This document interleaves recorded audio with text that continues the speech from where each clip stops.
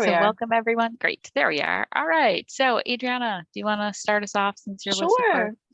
Welcome, everybody. We're glad to see you or see your names. I'm Adriana Kelly. I'm one of your academic advisors. I'm sure you've seen my name getting ready for orientation and getting enrolled in classes and everything. Um, I'm here to help you along with Renee and Barbara. So I'll let them introduce themselves. Yeah. Hi everyone. I'm Renee Finnemore. I'm your other academic advisor. So I know we've been emailing back and forth a lot in the last few weeks as you're getting ready and getting accepted. So I'm happy to assist. So feel free to reach out anytime. Hey, everybody, and I'm following along the same path. I know you've gotten a lot of emails from me as well, and I think I've spoken to all of you that are joining today. So nice to see you all here. I am your success coach, just an extra layer of support on this journey.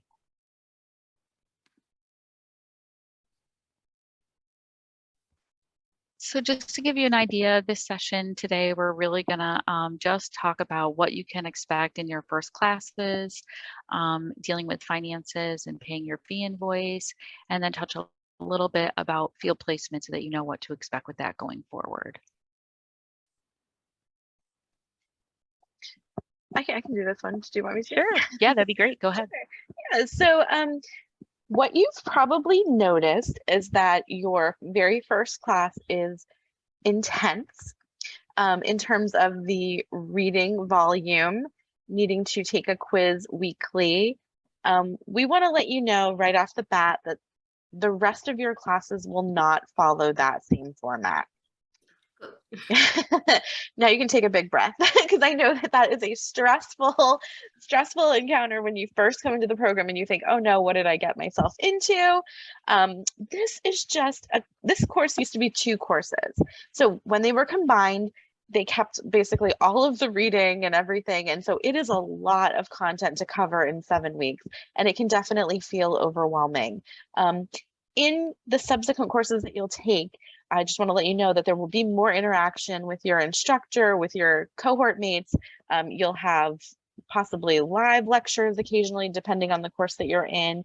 You'll have group projects. You will do reading a lot, sure, but it won't be read these chapters, take a quiz on them every week. It will not follow that format.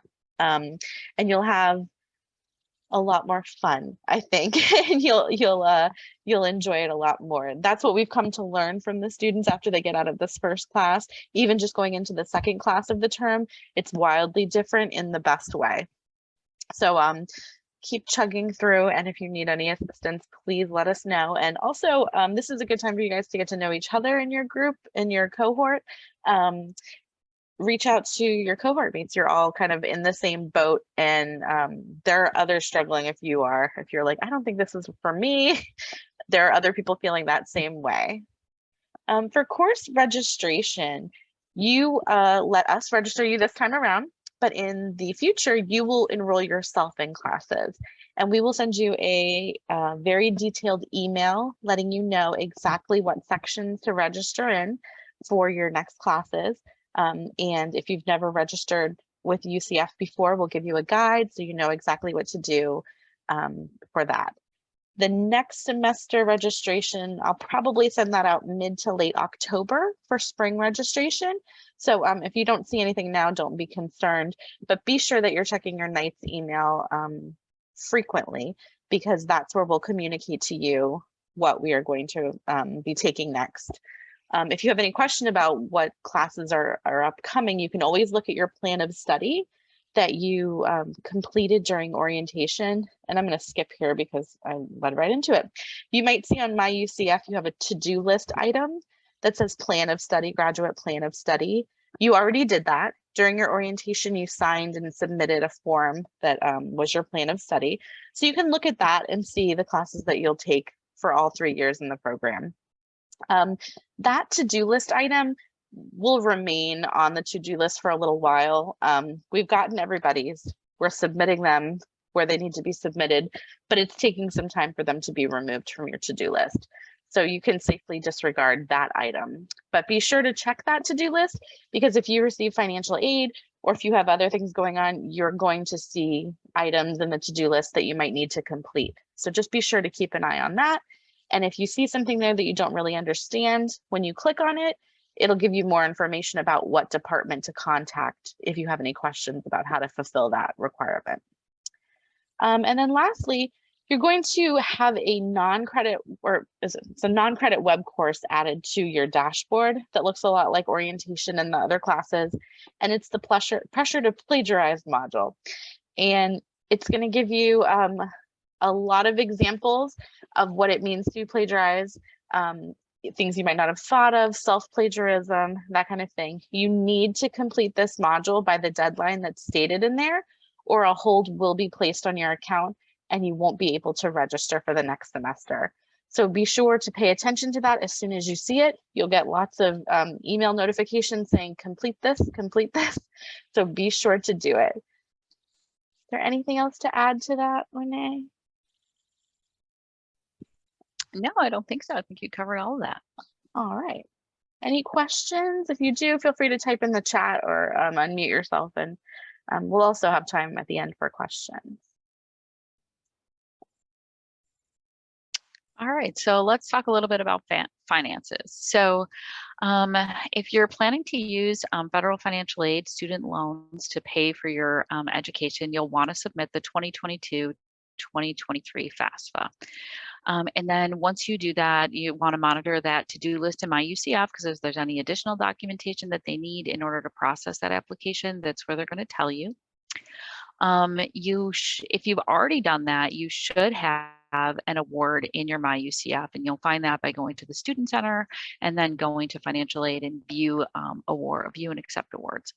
So you can accept the amount that's offered to you. You can reduce it or you can decline it, whatever you would like.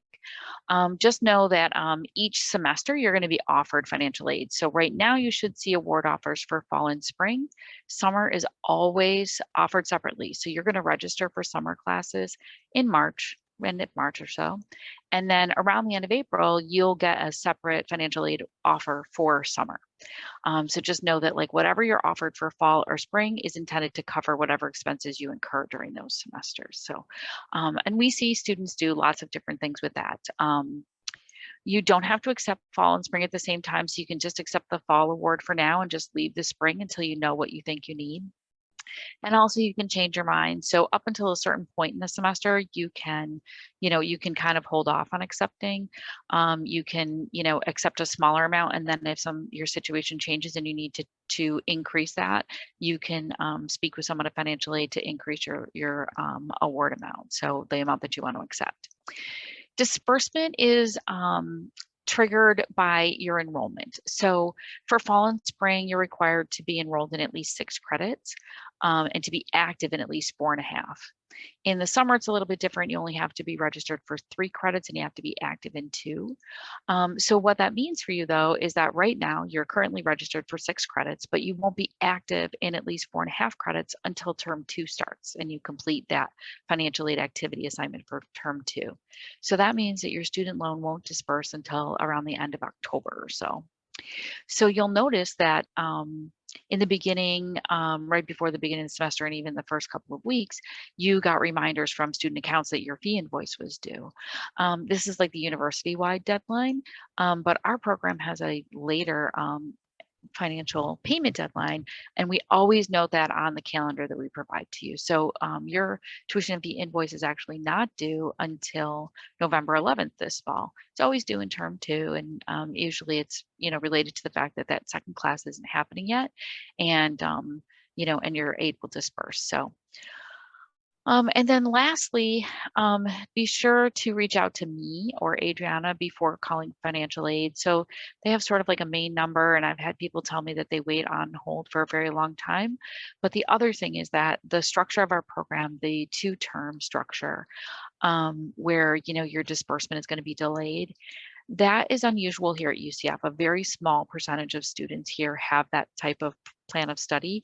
And so sometimes when students call financial aid, they don't always get the most accurate guidance because they don't see that you have other courses that you're about to head into. So if you can reach out to me, oftentimes I can answer questions that you might have, but also we have a specific person at Financial Aid that we work with to help to resolve student concerns. So if you have a question and I can't answer it, I'm going to connect you with that specific person so that, you know, they're aware of our two-term structure and they can see everything about your award package and anything that, you know, you might need to do or need to know about. So, so definitely reach out to us because that can be really helpful. Is there anything else? Maybe, I guess the other thing, maybe in terms of finances, sometimes people get tripped up about this, the disbursement not happening until later, and they might have been counting on some of that financial aid refund to help cover the expense of books or some upfront costs. So if that's your situation, just know that you can request a short-term advance. It was something that was mentioned during orientation, but if you're thinking like, oh, you know, at the time I didn't really think that was necessary, but now I think maybe I do need that, just reach out to one of us and we can help direct you to where to find that form. It looks like we have a question in the chat, so I wanted to address that. Will we have to accept fall and spring at the same time? And Renee had said, nope, you do not. You can wait, accept fall and then wait and accept spring at a later time.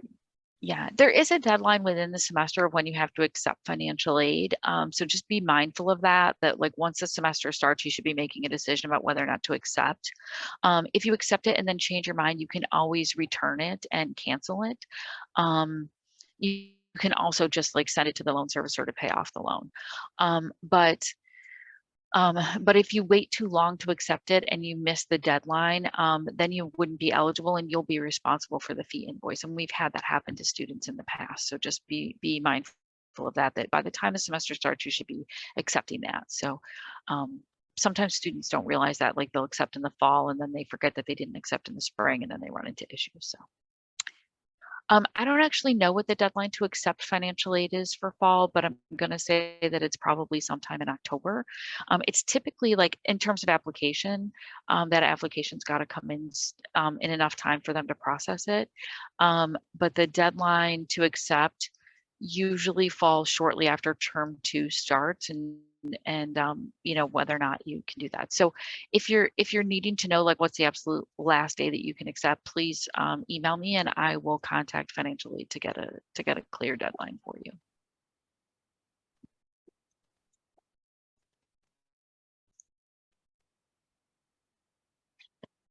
All right, so while you are just starting in the program, we are already starting to think about your field placement that you'll start in your second year of the program and do a third year as well in your clinical year. So you will not start your field placement, your actual hours at a field agency until next fall. But next semester, you're going to be contacted to start the field placement process.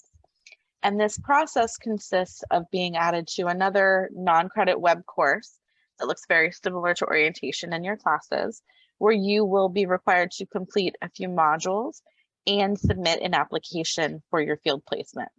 This allows our field department to match you with a field faculty member who will work with you through the process of finding a location that meets our requirements, and they will try their best to take into consideration the things that you've indicated are your areas of interest, but particularly where you're located. So if you are located somewhere where we have never placed before, you will be providing a lot of assistance to our field faculty member, but we have placed all over the United States and beyond. So our field faculty are pretty great about finding a placement that meets our responsibilities, but also really excites students for what's to come in the field. So it's great to work one-on-one with them.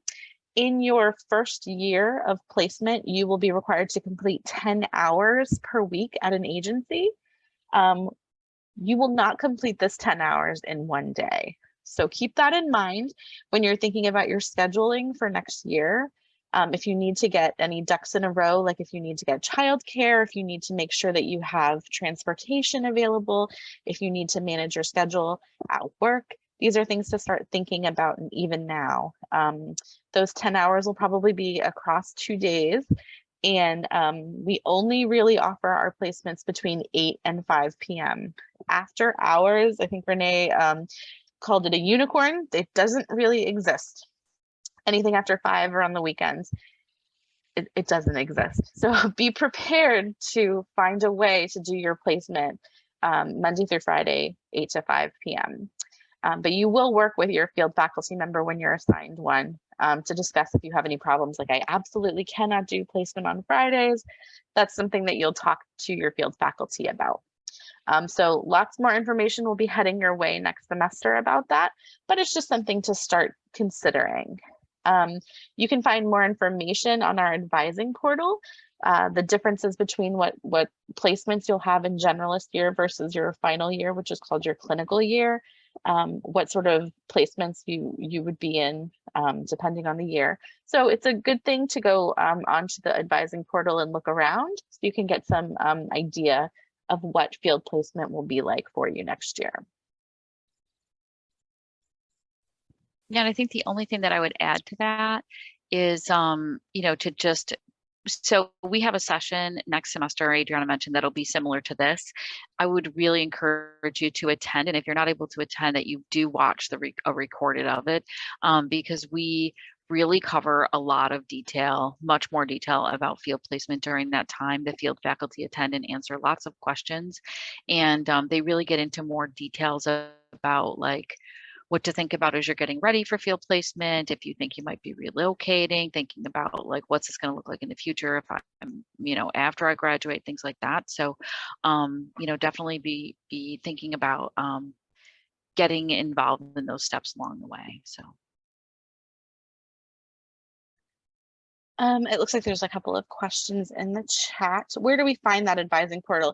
If you haven't received an invitation yet, I'll make sure that everybody gets one this afternoon. But it's on web courses on the dashboard. You should have an icon that says advising portal on it. And it's the place that we keep like the academic calendar. We have your plan of study if you've lost it, can't remember it, can't find it in your email, that kind of thing. So there's lots of good information on that portal. And it's just kind of like your advisor 24/7. So if we can't answer a question for you in the middle of the night, you might be able to find the answer on the advising portal. And then we had another question. If you want to move away from Florida in the near future, would you think it's best to move before getting licensed or get licensed in Florida and then move after to get licensed in another state? It depends on a lot of factors. Not every state has the same requirement. So if you are thinking about moving to California, for example, if you have a desire to move to Massachusetts and you are currently in Florida, I would look up their requirements now so you could try to meet as many as possible. I mean, most states require you, all states require you to have your MSW from a CSWE accredited university, which we are.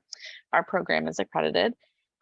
But they might also have a stipulation that you need to have X number of credit hours in human sexuality or in substance abuse classes, and we might not offer what you need. So it's something to look at in advance.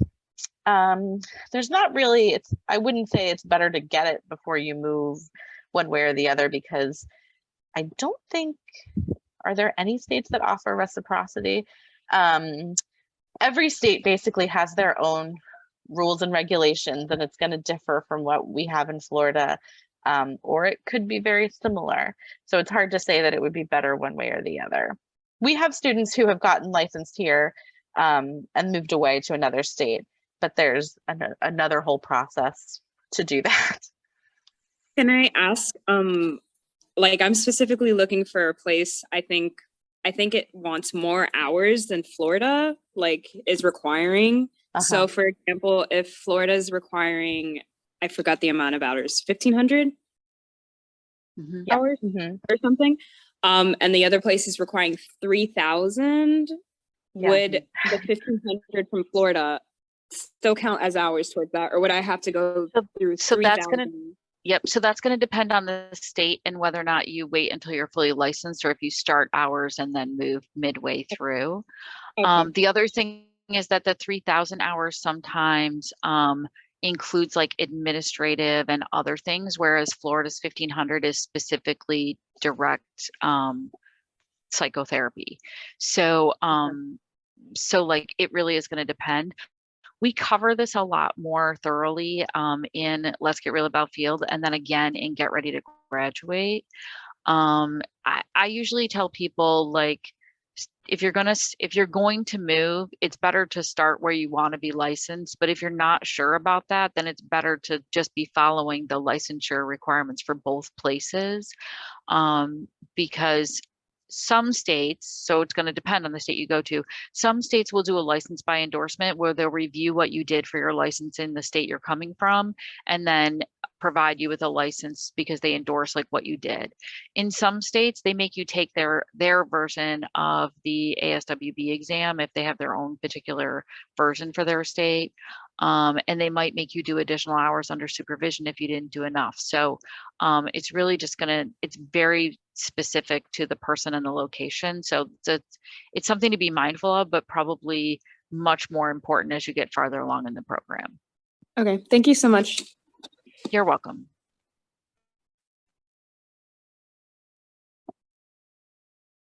So here are a few ways to get connected with us and with your cohort mates.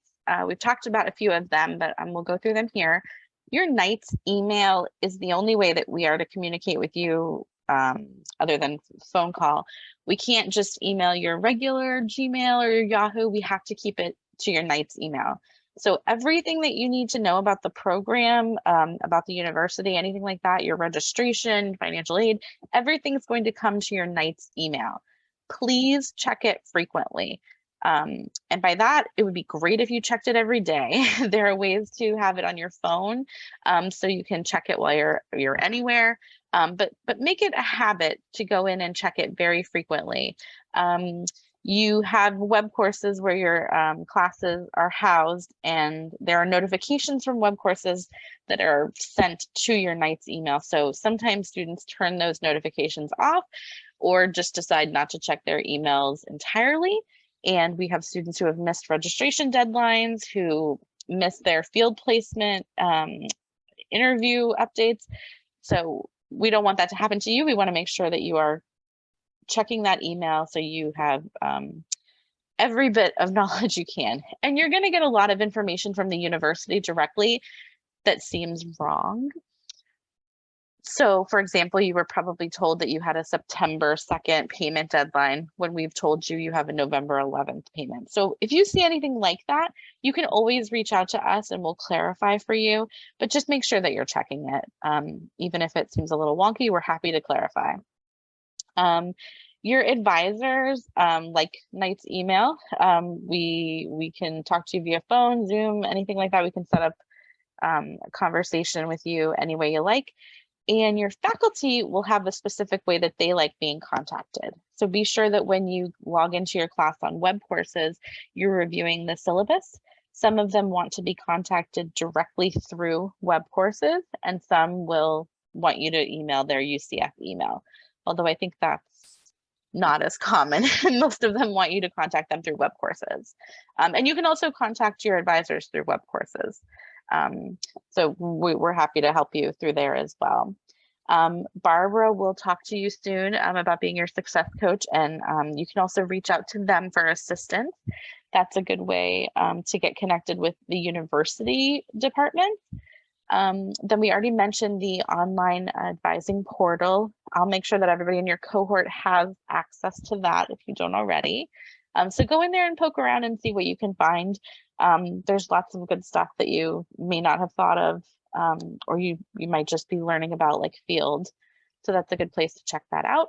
And in your registration email, there was a link to a Facebook group. We have a pretty active Facebook group with current students and alums. There's no faculty. The only staff on it are myself and Renee. So we kind of let you guys talk about whatever you want to talk about. Like in terms of who should I take this class with, or do I need to buy these books, or should I rent these books? And one of the benefits is that a lot of our alums post opportunities in their area. So when you graduate and you're looking for a job or you're looking for community events or people to get involved, that's a great place to post. So you don't have to be on our Facebook group. We'll share everything important related to the program through the advising portal, which will go to your email. But it's just a nice place to go if you are on Facebook. Did I miss anything?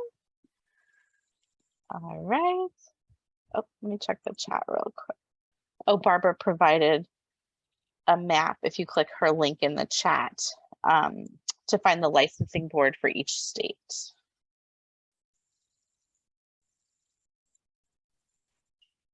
All right, so as Adriana mentioned, you can connect with us via email, telephone, web courses, Zoom, individual or group appointments, the advising portal, our Facebook group. So we tend to offer a variety of options. I actually have appointments until 6 o'clock on Mondays and Wednesdays this fall. So like if you know, you need something after work or later in the day, I can accommodate that.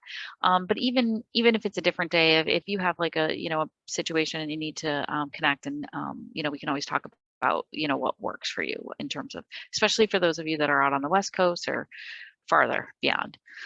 So, you know, anytime you want to talk to us about, you know, questions about your plan of study, clarifying policies, procedures, academic requirements, or this one I think is the big one, which is anytime that you're experiencing a challenge that might affect your academic performance in some way, definitely reach out to us, because we want to be able to help connect you with resources and also advise you on steps you can take to protect your academic standing. So with the accelerated nature of this program and the 7-week courses, you know, being sick for a few days or having a family member or a family emergency can really affect how things go in your class. So, you know, at any time that you're feeling like, hey, this might actually be a barrier for me, then we definitely want to talk to you and kind of help you problem solve and see where you're at. So that's my big message on that.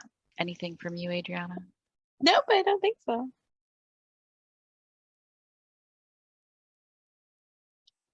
Hey, and sorry, I just took this one over. No, this is Barbara. Please go ahead. I am your success coach, and I am familiar, I think, with everybody who's attending today.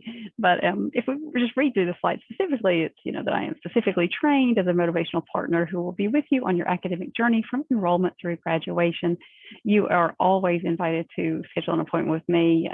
I actually work on Saturdays as well, and I usually check my email often. So anytime you have something come up, I tend to be available. More specifically, we can work to co-design strategies to meet academic goals. If you are struggling, I can help you organize plans to keep you on track. I'm very good at connecting you with university support resources. If you haven't been in school in a while, there are a lot more resources than you may be aware of, and I am more than happy to help with those, and external resources as well. And finally, it sums it all up that I really do champion student success through guidance, coordination, and encouragement. And you all have probably already seen a little bit of that.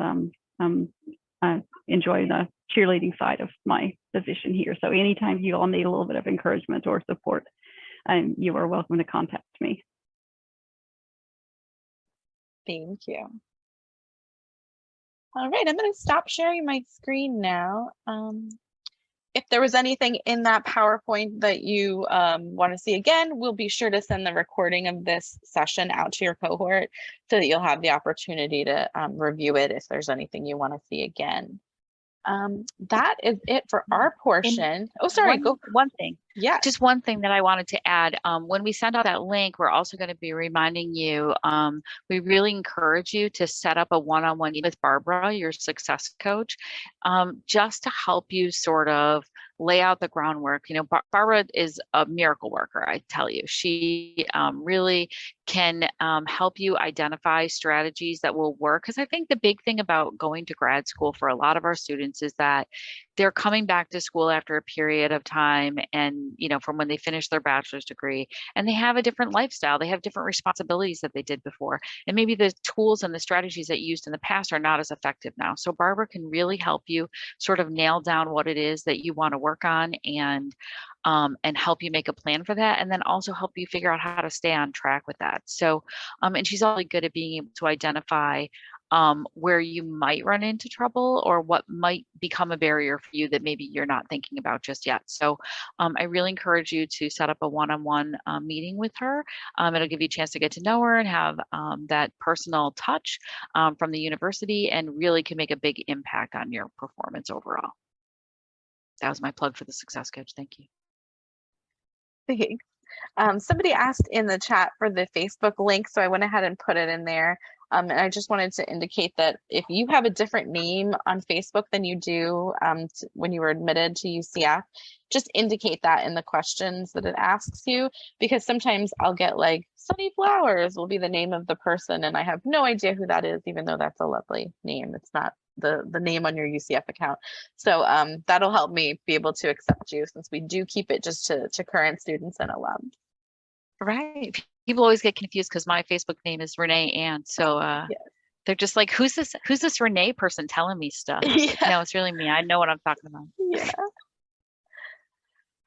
So you guys can feel free to ask any questions. You can unmute yourselves or type in the chat, and we're happy to hang out for a few minutes and answer any questions you might have.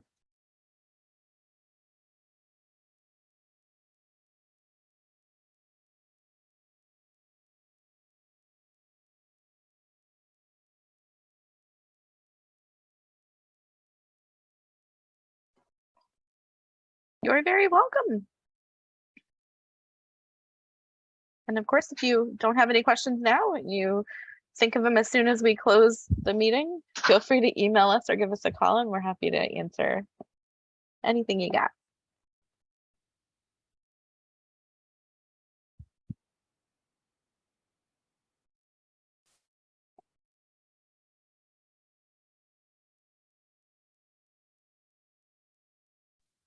I guess the last thing that I would probably add is we have a drop-in advising session happening next week. I think it's on the 14th at 7 o'clock.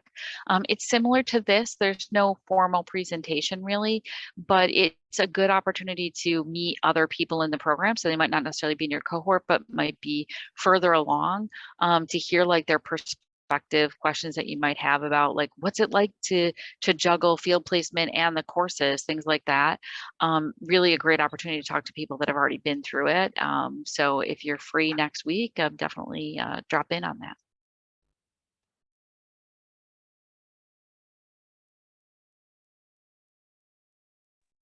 All right, well, thank you everybody for coming. I'm going to go ahead and end our session now. Yes, you will receive an email for that. So be sure to check that Knights account.